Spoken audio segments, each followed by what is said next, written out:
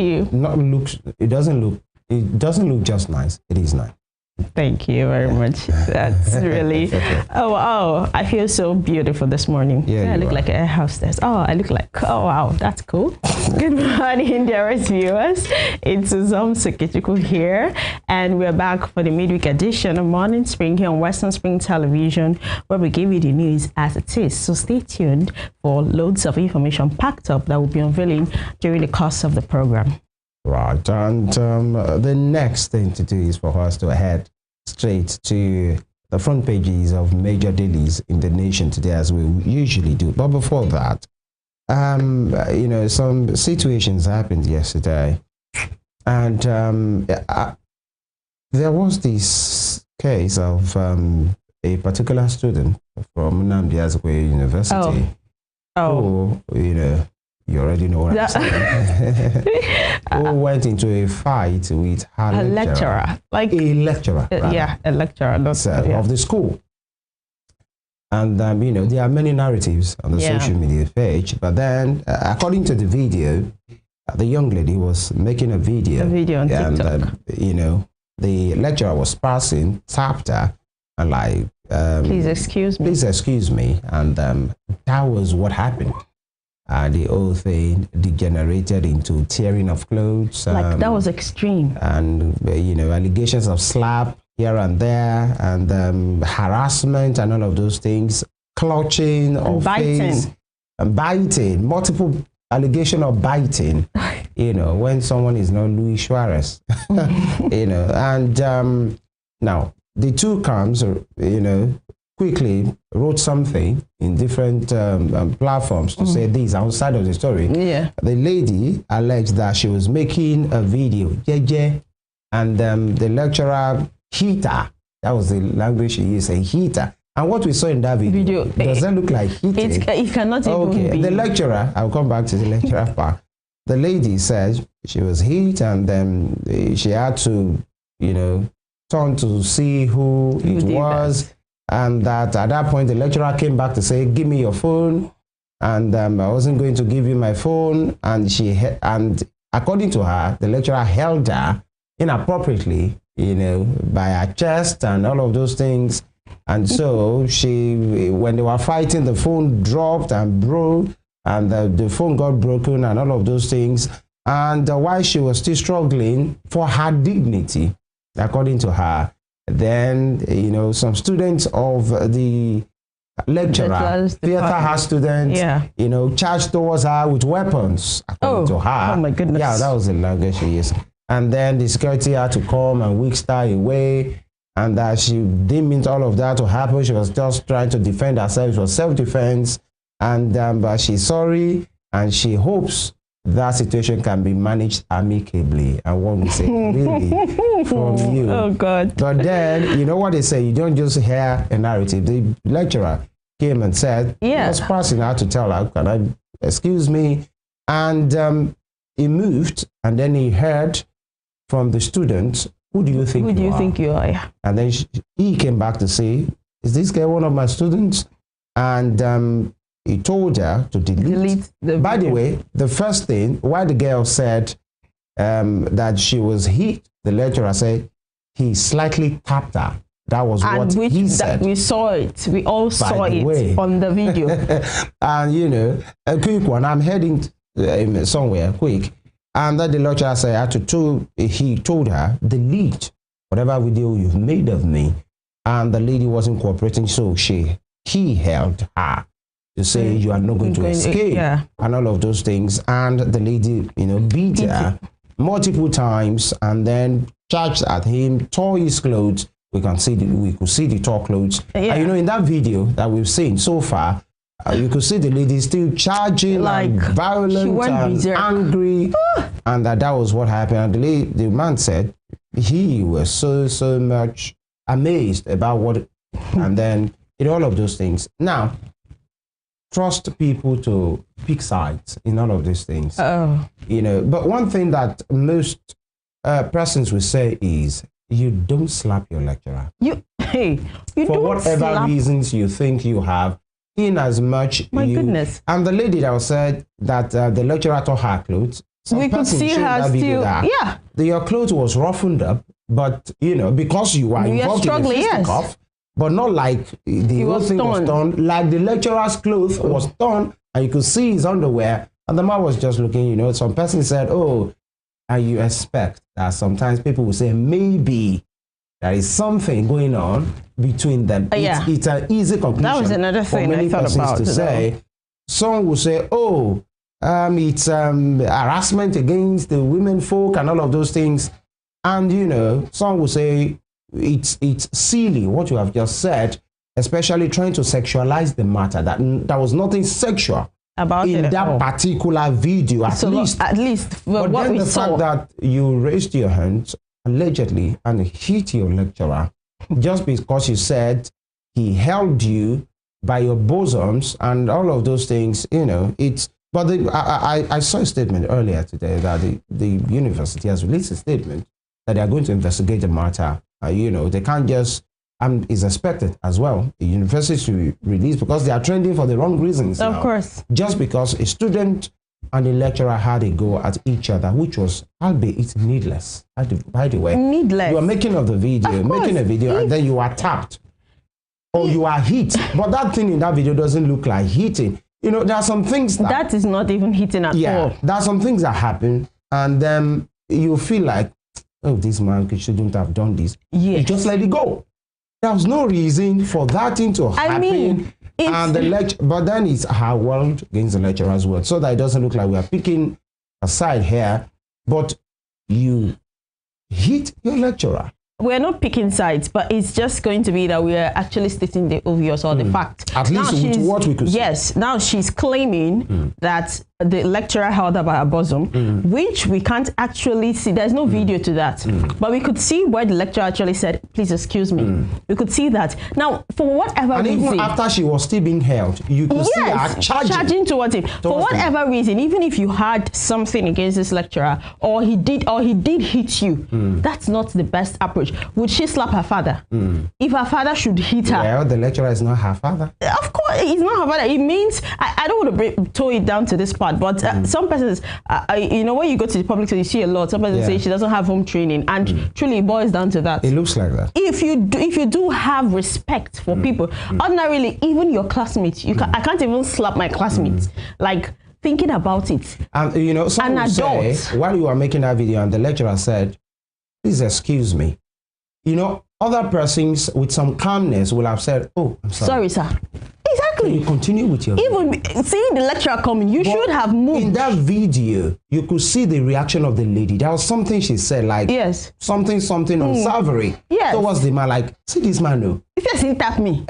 That was what she was telling. I don't know whether it was her friend or someone. Something close to like someone else was there. And that individual is a witness in that particular thing, because obviously somebody was there. Of course, someone was there. But then it speaks to the fact that we can do better as a people. We can. Now, there are lots of ways to address certain things. In the normal conventional Nigerian setting of lecturer-student relationship and the teaching community against the student community, some will ordinarily tell you that you are a goner, you are gone. And if actually you will not go, let's just assume, because we learned that some persons who said her mom is part of the system. The lecturer actually, and I'm sure her mom will be disappointed if actually what you have seen is what happened. You know, and you could see the statement given by the girl. Some persons, you know, there were some shots that were fired. She didn't have any facts. There were some shots that were fired over TikTokers to say that level of statement, the way she wrote it, that a TikToker doesn't have that sense. And many persons are saying, excuse us, many persons use the TikTok, and that doesn't mean they don't have sense. But, you know, some of the language, because, you know, it's a lot. You need to see the comment section of this thing. I went there, and many persons are saying, this girl didn't write this thing. A girl that can write this thing will have sense to know that even if you have been tapped and you are making a video, it's your lecturer. I'm telling you. He's an adult. You could have just said, "Oh, someone that is way older than you, that can be your father." Even if the lady doesn't know he is a lecturer, let's just assume the fact that he is an older person. Just let it go and continue with your video. this thing wouldn't have happened. Now the whole world has seen your face. And now you're trying to cover it up. And it will not be like, you know. The behavior was zero. That's just the truth. Whatever she's coming out to say right now, people have already judged her based on what they saw. The way she was screaming, yelling, charging. The university have said they won't do what they have to do. But at this point is Gen Z 0. The elderly ones 10 in all of this matter because she didn't behave that well. No, she didn't according to what we've seen. She might have her reasons, but according to now, somebody that has her reasons wouldn't say, "I'm sorry for what has happened. I hope this can be solved amicably." You would have or put out whatever was the reason. Yeah. If they say sexual harassment and all the rest. Truly, I was very infuriated when I saw that video yesterday. You know, this is one thing that we'll do because I'm sure that some Nigerians have not seen it. Maybe when we are signing out today, hopefully I will remember, and our producer can put it up so that I'll remind you. Don't worry, I won't forget. You remind me that the two digest. We'll go on this week break. When we'll come back, the program will continue. Stay with us.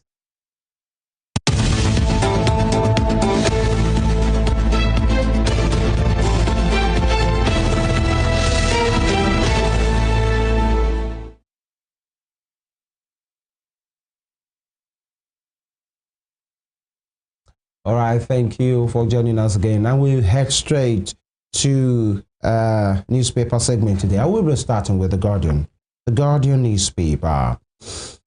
ATM withdrawal fee. CBN bets on breaking POS monopoly, improving banks' cash operations. Again, ATM with what's with it? ATM withdrawal fee. CBN bets on breaking POS monopoly, improving banks' cash operations. And then you could have the pictorial depiction of what is being said. Withdrawal of 20,000 naira now, you will pay 100 naira charges at a go. You know what used to happen? When you are using ATM that is not that of the bank you're banking with, you will have to withdraw 3 times before you are charged. But now the federal government is saying from March 1st, every transaction you make to the tune of 20,000 naira, in as much as not your bank ATM that you are using, a different card for a different machine means every 20,000 naira you will pay 100 naira. Every 20,000 naira you pay 100. So if you use it 3 times, 60,000 naira you pay 300 naira, even if it's in the bank premise. Now, withdrawal of 20,000 naira, you will pay 400 naira charges. I think that's from the POS. POS, yeah.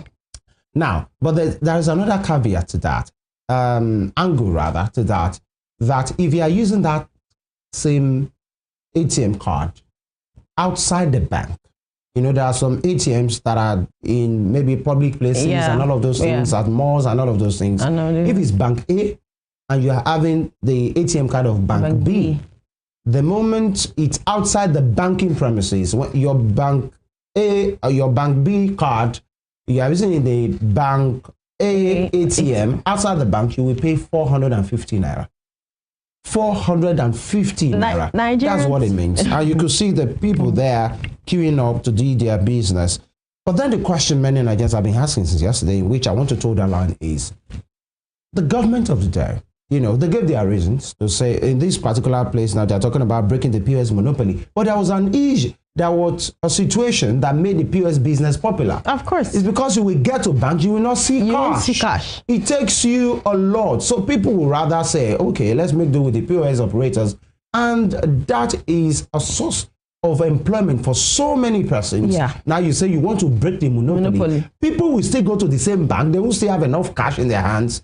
Now, the question many persons have been asking is, what exactly have Nigerians done wrong, you know, to have these people at the end of affairs at this time? Because it looks like there is a research team, these are postulations now, in the ruling party and the ruling government that makes a research on how to, what next do we do to make life difficult for the people?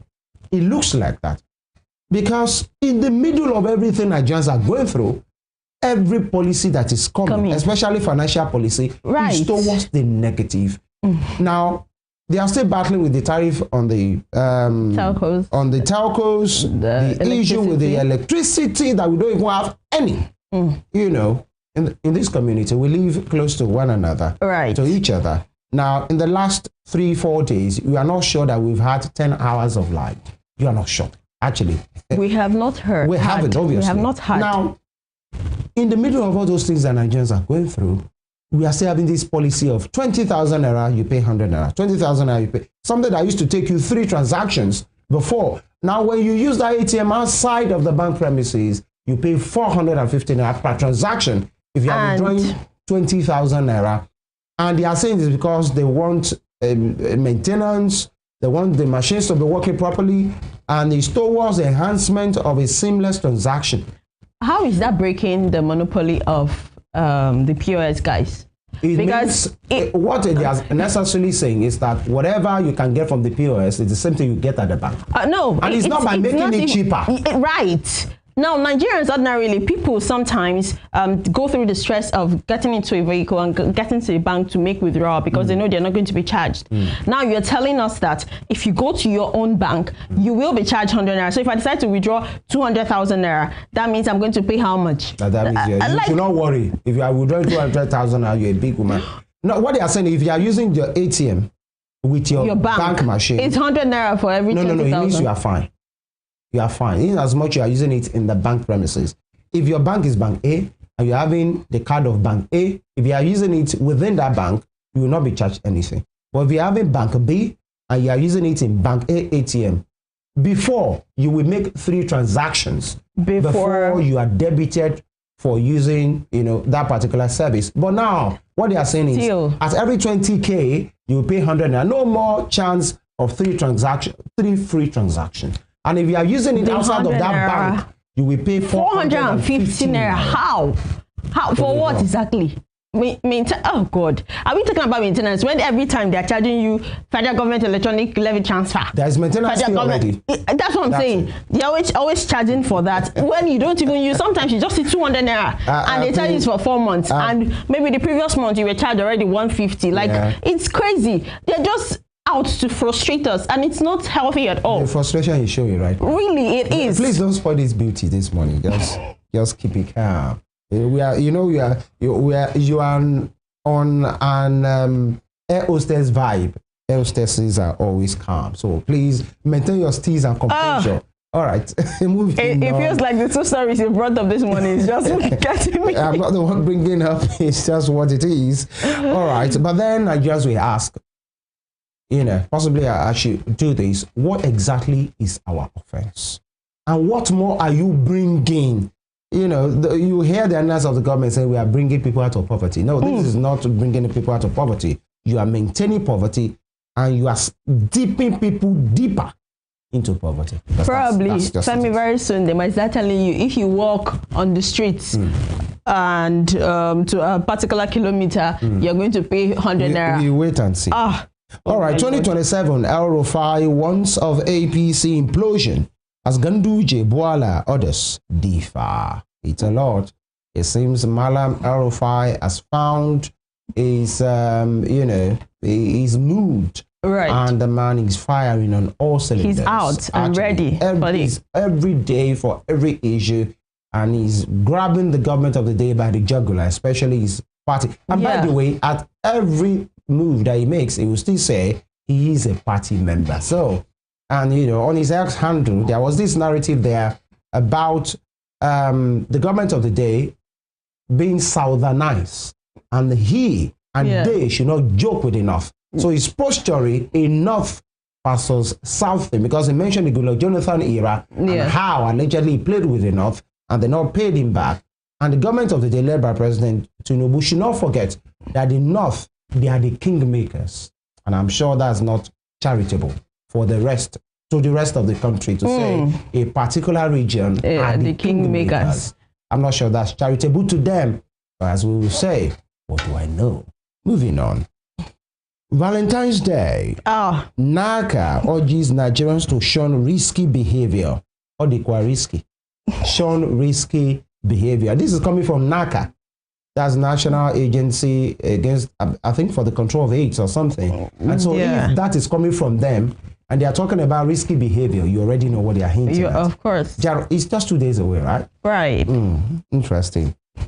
You, me, my Valentine. You know, I've been seeing so many skits, so many people making content around Valentine. You know, it's not really, when you check the history, it's not really meant for romance, so to say, but it's a day to celebrate somebody's love and sacrifice. Yeah. You know, St. Valentine, but then it is what it is right now. Let's just be responsible. Enjoy your day. Yeah. You know, and be responsible. That's what NACA are saying, because Valentine will come, Valentine will go. You'll be the one to bear the consequences of the decisions. Whatever action you might have taken. Right. FG mandates the use of NIN for social services and interventions. Whatever that means. New tariff regime begins as telcos implement 50% hike on calls and data. And 300 die in tanker fire in 4 months, says federal government. I think that's a very, you can say it is true, because the numbers have been devastating. In 4 months, in fact, not just 4 months, in 2025 alone, you will see that almost 200 persons have lost their lives. We should do better as a people. Don't be too reckless. Don't be reckless at all as a driver. You know, manage the state of the Nigerian road and all of those things. Now, Bottom Strip, Amotekun raises alarm over influx of strangers in Ondo forest reserves and border communities. Top Strip, NWC kicks as Abia PDP suspends Wabara for endorsing Oti's re-election. The BOT chairman of the People's Democratic Party has been suspended by the people from his own state. And this is the man at the end of affairs of the PDP at the trustee level. Oh, my goodness. All right, 67% of Nigerian primary and secondary school aid exams malpractices. 67% of Nigerian primary and secondary schools aid exams malpractices. Primary? Of course. All right, of course. Yeah, I mean, I've been in the system and I've seen it. You have hit it before? I have not, but I have seen it. All right. Police face Senate scrutiny over 3,907 missing assault rifles. Please, because if they are missing, I'm not sure they are somewhere lying under a mat or under a bed. Possible. If it's in the wrong hands, that's a dangerous thing. And actually, I saw the IGP yesterday in an interview speaking about how people should be responsible and all of that, especially his own people. That he has had report that many senior officers are using their position to cause pain on the people and to use power because you have a rifle. And henceforth, any policeman on Mufti, if you are not in uniform, you are not allowed to carry guns. When we say excuse you, don't we see them every day? Have you not seen people who are supposed to be anti-robbery squad and all of those things? They even look horrible. Like, I've seen anti-robbery squad members with tinted beards before. Not that they even have beard. It's tinted. You see them, they look like the people they are looking for. Right. There was a time during my school days and we were traveling. I was going to school. I was going back from home to school. And I saw them on the road. I was like, are these not armed robbers? On getting to them, the driver stopped and was like, they said it's anti-robbery squad. I said, eh? And they're looking like, hey. You know, anyway, they will say they want to look, like they want to fall in years. Like, I'm sure they should not be on the road. In fact, the rest of us are not looking like that. So you should behave. And you see some of them reeking of alcohol. Right. The smell of substances is as easy as that. They can tie red scarf like this, wear something big and jiggy. And sometimes you can't find anything that looks like policemen on them. At all. Sometimes some of them, even the ones in uniform, they move in what we call korokwe around here. Not police buses and police vehicles. Really? Inside, you even think they are commuters until they get down. Hey, hey, whoop, whoop, whoop, and then they start whatever they are doing. I'm sure the police authorities, you know this, and I'm not sure playing to the gallery will mean anything. You know this. If actually we want to make a change, there should be a deliberate effort with a task force But the thing is, sometimes when we talk about task force, we are not going to pick them from heaven at all. They will still be Nigerians. And sometimes they would go over the board. You know, to do whatever they say they want to do. I've seen policemen with sandals before. We are wearing belt and we are wearing sandals, and you know, and of course we have the ones that look very, very policeman-like. Yeah, they look very good. They when you look at them, you want to be like you want to be, but they are not meant. And sometimes you don't see those ones on the road. That's the issue. So the ones you see are these ragtag-looking, you know, poorly-fed kind of bad-behaved ones, and these are some of them that you see. But because they have a rifle, what do? You can't argue with so that somebody will not end your life. Of course. And the only thing that we'll see is orderly trial and all of those things. No, nobody has to die because somebody is behaving mad. That will be all, by the way, on the Guardian. Straight to the Nigerian Tribune, we have perished thoughts of 2027 presidency. Ganduje tells northern politicians. Perished thoughts of 2027 presidency.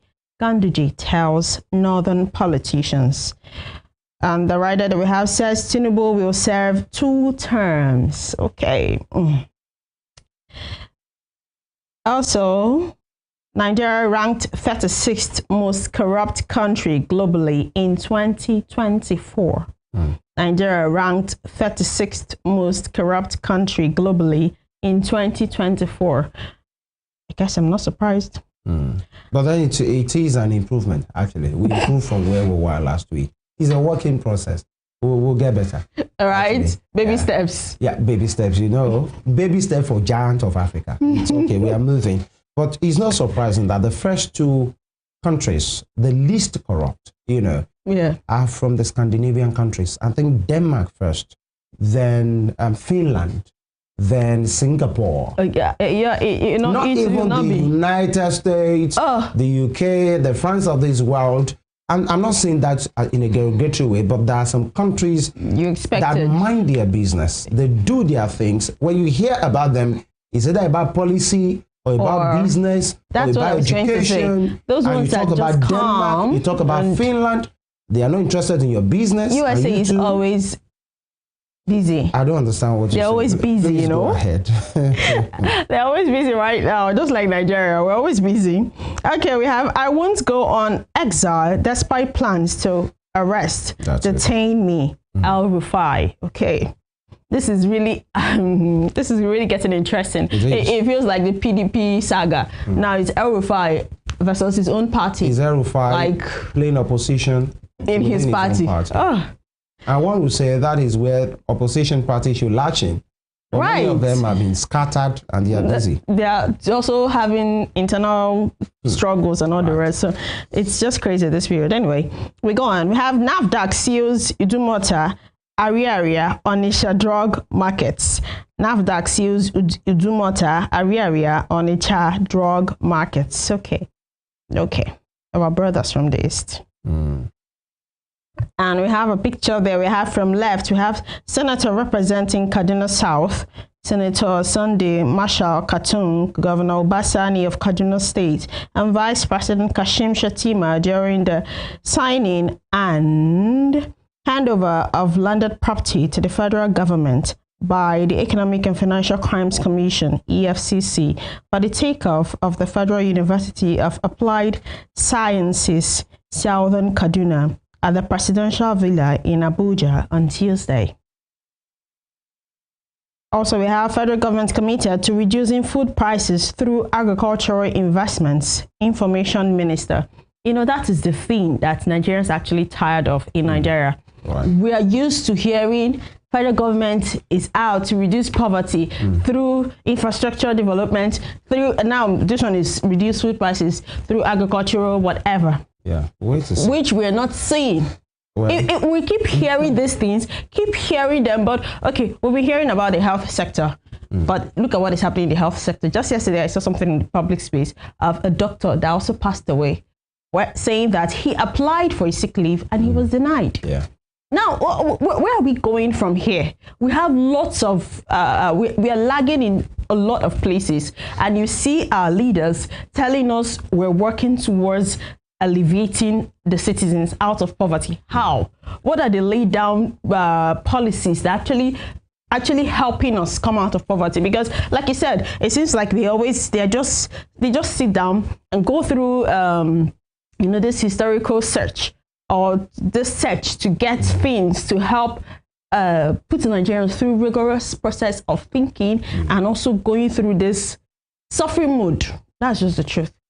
I mean, telling us reducing food prices. We heard this like last year, said there was going to be food waiver so that import waiver so that food prices could drop. What happened during the festive season? Everything skyrocketed more than normal, and till now we're still suffering from that. I mean, I can't even begin to imagine buying foodstuffs. Sometimes I wonder how families actually try or thrive in this period, because having a family, a father, a mother, maybe 3 children, and then you think of feeding all, like, man, the Lord is with you. Thank you. Okay.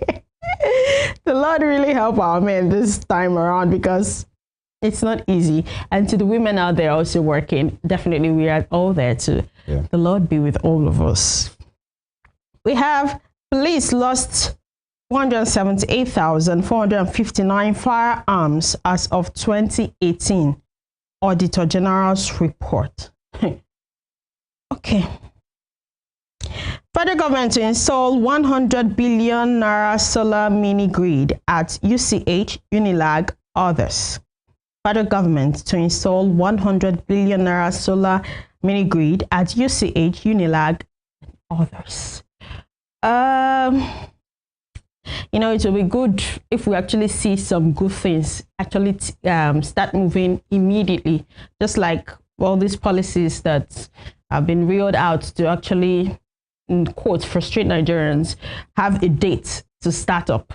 We're not seeing a date here, so we should, something should be done quick. We should see this quick action, not just words. That's a good one, but we want to see it play out actually. We have PDP NWC dismisses Wabara's suspension, declares it null, void. Okay. PDP NWC dismisses Wabara's suspension, declares it null, void. PDP. You've been in the news for a long time, and it's not even for healthy things at all. You need to really work on your party. We have FBN Holdings rebrands as First Holdco PLC. Oh, FBN Holdings rebrands as First Holdco PLC. Okay. Customs suspends implementation of 4% FOB levy. Customs suspends implementation of 4% FOB levy. Reps want immediate halt to proposed hike in telecoms tariffs. Reps want immediate halt to propose hike in telecoms tariff. And the last story there this morning on the Nigerian Tribune, we have Nigerians to pay more for withdrawals as CBN increases ATM transaction fees. Nigerians to pay more for withdrawals as CBN increases ATM transaction fees. But I really would not want to even talk about that again. Right. That will be all in the Nigerian Tribune. All right, quick one from the Nigerian Tribune. Let's see what the Punch has for us. Quick one. Telco's tariff hike. Reps demand reversal as new pricing begins. Telco's tariff hike. Reps demand reversal as new pricing begins. With rider, lawmakers demand improvement in telecom services. MTN, others raise data tariff. And INEC strategizes to tackle vote buying during Anambra governorship poll. And of course, you can see some gentlemen there at stakeholders meeting. But on Strip, Senate grills IG over 178,459 missing guns, alleged contract splitting. Tension as police occupy Osun local government secretariat over chairman's tenure. And Makinde, APC trade words over UCH power crisis. And to Strip, PDP crisis, Wike allies sack BOT chair Sean Ikimi panel. That we all from the Punch. And on today's newspaper segment. We'll go on this break. When we return, we'll be speaking to issues. Stay with us.